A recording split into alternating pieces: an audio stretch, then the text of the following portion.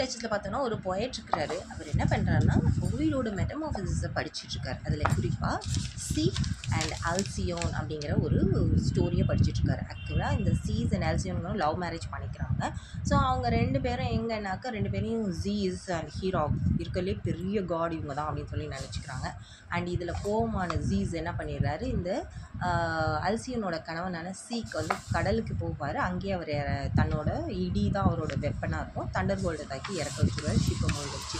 So இந்த lady ரொம்ப சாப்பிடாம எதுவுமே பண்ணாமல் அழுதுகிட்டே இருக்காங்க. ஸோ அவங்க வந்து ஜூனோ கிட்ட வேண்டுறாங்க.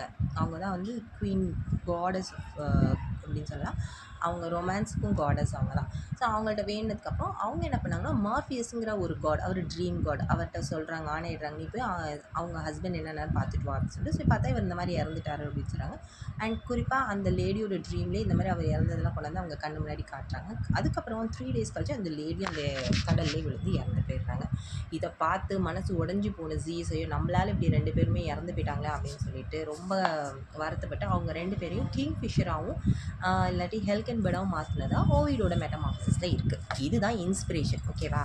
இப்போ இந்த கதையை படிச்சுட்டே இருக்கும்போது நம்ம பொயட்ரியோட ஆரம்பத்தில் இருக்க ஒரு பொயட் என்ன பண்ணிடுறாரு, 8 வருஷமாக தூங்காமல் இருக்கிறாரு. ஆனால் இதை படித்ததுக்கப்புறம் அவருக்கு பயங்கரமாக தூக்கம் வந்தது. அப்பா, ஜூனோ மாதிரி ஒரு காடு எனக்கும் இருந்திருக்கக்கூடாதா அப்படின்னு சொல்லிட்டு இருக்கிறாங்க. அண்ட் இந்த சமயத்தில் பொயட் என்ன பண்ணுறாங்கன்னா அந்த தூக்கத்தில் கண்ணை முழிச்சு பார்த்தா இவர் வேற ஒரு உலகத்துக்கு போன மாதிரி இருக்குது. அங்கே பார்த்தாக்கா ட்ராஜன் பெயிண்டிங் இருக்க ஒரு ஹால் இருக்குது. ரோமன்ட்ரியில் ரோஸ் வரைஞ்சிருக்காங்க. அந்த ஸ்டோரி அப்படியே வாலில் வரைஞ்சிருக்காங்க. அங்கே பார்த்தா ஒரு ட்ரம்பட் சவுண்ட் கேட்குது. ஆக்டேவியா சீசரோட இவங்கெல்லாம் போயிட்டுருக்காங்க. ஒரு தூரத்தில் கருப்பு சட்டை போட்டுட்டு ஒரு நைட் உட்காந்து அப்படியே தன்னோட லேடி லவ் நினச்சி வருத்தப்பட்டுருக்கிறாரு. இவர்கிட்ட போய் ஆறுதல் சொன்னாலும் அவங்களால எதுவுமே செய்ய முடியல. கண்ணை முழிச்சு பார்க்குறாரு. இது எல்லாம் கனவு. சூப்பராக இருக்குது, இது எழுதலாம்னு சொல்லி எழுதின புக் தான் புக் ஆஃப் த டச்சஸ்.